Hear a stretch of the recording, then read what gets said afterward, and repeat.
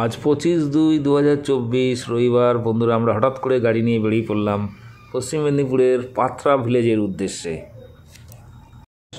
সময় লাগবে 3 ঘন্টা। সাথে থাকুন আমাদের। ভিডিও ভালো লাগলে লাইক, শেয়ার, সাবস্ক্রাইব করে দেবেন।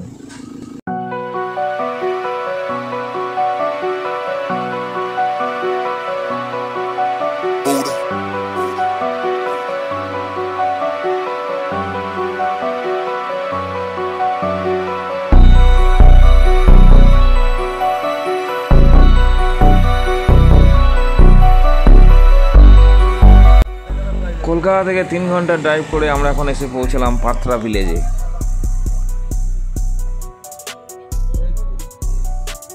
কংসাবতী নদীর তীরে এই মন্দিরময় গ্রামটির নাম হলো পাথরা।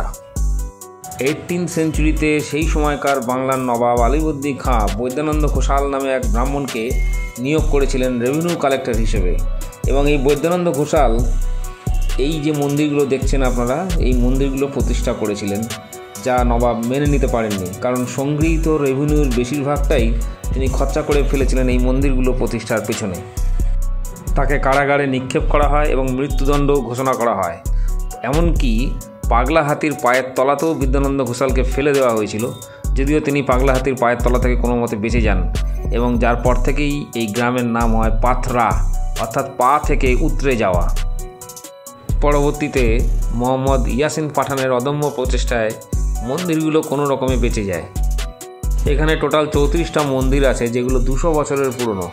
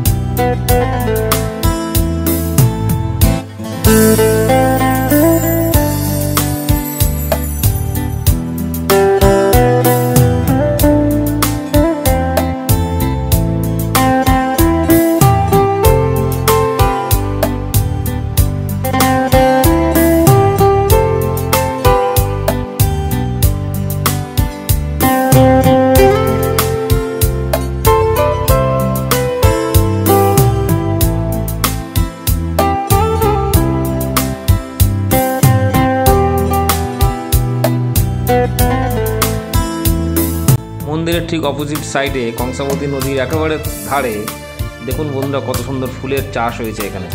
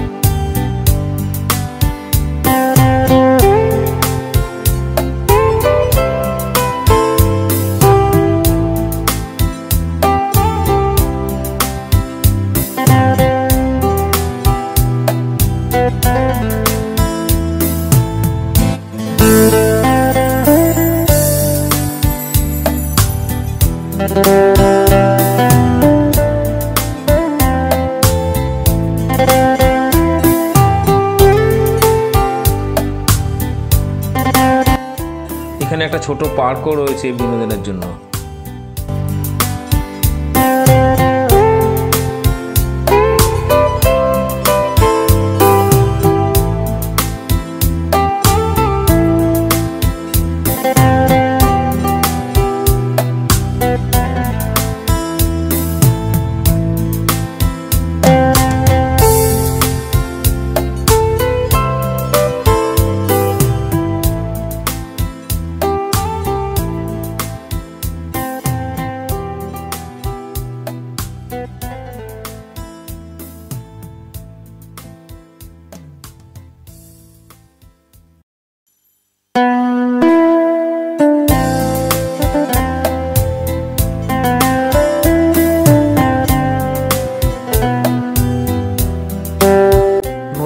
পরিবারের লোকেরা এই ফেরি সার্ভিসে উপারে যাতায়াত করেন।